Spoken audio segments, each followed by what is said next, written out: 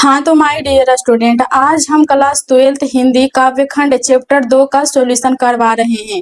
यदि आप board exam में 400 या 400 प्लस अंक लाना चाहते हैं तो इस वीडियो को शुरू से लेकर लास्ट तक जरूर देखिएगा।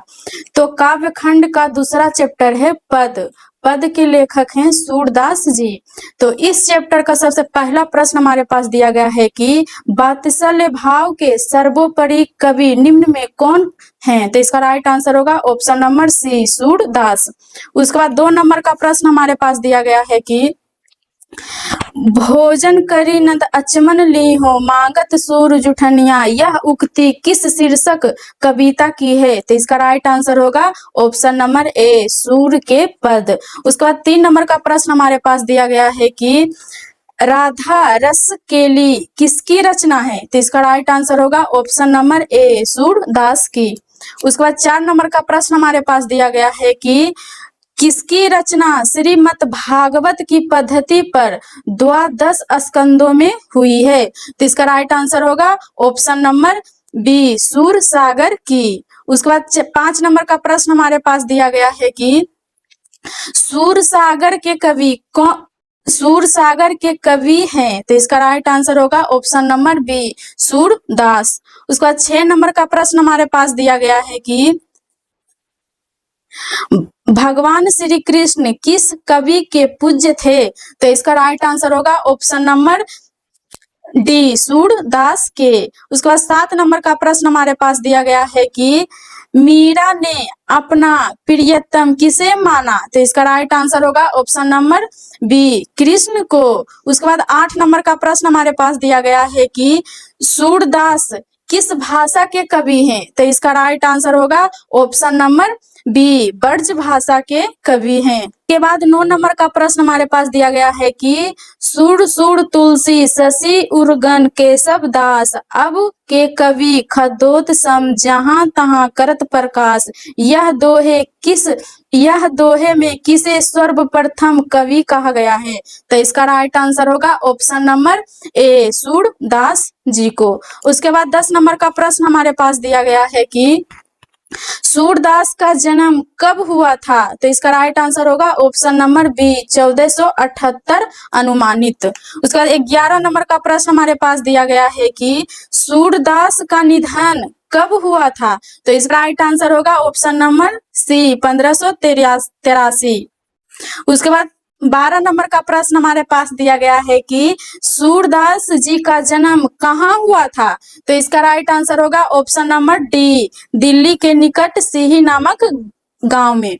उसके बाद 13 नंबर का प्रश्न हमारे पास दिया गया है कि खाली जगह को भरे, कछुत खात कछु धरनी गिरावत खाली स्थान निरखती नंदरनिया का राइट आंसर होगा ऑप्शन नंबर सी, छवि। उसके बाद 14 नंबर का प्रश्न हमारे पास दिया गया है कि सूरदास की अभिरुचि किस काम में थी। तो इसका राइट आंसर होगा ऑप्शन नंबर डी, यानी पर्यटन में और सत्संग में और कृष्ण भक्ति एवं वैरव में। उसके बाद 15 नंबर का प्रश्न हमारे पास दिया गया है कि सूरदास के दीक्षा गुरु कौन थे। तो इसका राइट आंसर होगा ऑप्शन नंबर ए, महाप्रभु वल्लभाचार्य।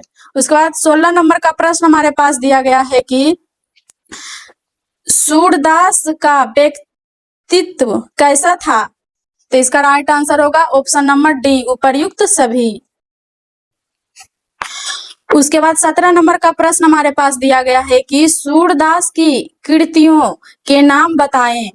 तो इसका राइट आंसर होगा ऑप्शन नंबर डी, उपर्युक्त सभी। उसके बाद 18 नंबर का प्रश्न हमारे पास दिया गया है कि सूरदास किस काल के कवि थे। तो इसका राइट आंसर होगा ऑप्शन नंबर ए, मध्यकाल के कवि थे। उसके बाद 19 नंबर का प्रश्न हमारे पास दिया गया है कि ब्रज भाषा की विशेषता क्या थी। तो इसका राइट आंसर होगा ऑप्शन नंबर डी, उपर्युक्त सभी। उसके बाद 20 नंबर का प्रश्न हमारे पास दिया गया है कि खाली जगहों को भरे, सूरदास जब अपने प्रिय विषय का वर्णन शुरू करते हैं तो मानो खाली स्थान हाथ जोड़कर उनके पीछे दौड़ा करता। राइट आंसर होगा ऑप्शन नंबर बी। उसके बाद 21 नंबर का प्रश्न हमारे पास दिया गया है कि सूरदास ने शिक्षा कैसे ग्रहण की? तो इसका राइट आंसर होगा ऑप्शन नंबर डी, उपर्युक्त सभी। उसके बाद 22 नंबर का प्रश्न हमारे पास दिया गया है कि सूर्य के काव्य के 3 प्रधान विषय क्या है? तो इसका राइट आंसर होगा ऑप्शन नंबर डी, उपर्युक्त सभी। उसके बाद 23 नंबर का प्रश्न हमारे पास दिया गया है कि सूरदास के पद किस पुस्तक से लिए गए हैं? तो इसका राइट आंसर होगा ऑप्शन नंबर ए, सूरसागर से। उसके बाद 24 नंबर का प्रश्न हमारे पास दिया गया है कि कन्या का अर्थ क्या है? तो इसका राइट आंसर होगा ऑप्शन नंबर डी, गोद। उसके बाद 25 नंबर का प्रश्न हमारे पास दिया गया है कि साहित्य लहरी किसकी रचना है? तो इसका राइट आंसर होगा ऑप्शन नंबर बी, सूरदास जी की। उसके बाद 26 नंबर का प्रश्न हमारे पास दिया गया है कि रौभती गो खरी कनी में बछड़ा हितधाई, यह पंक्ति किस शीर्षक कविता से है? तो इसका राइट आंसर होगा ऑप्शन नंबर सी, सूरदास के पद से।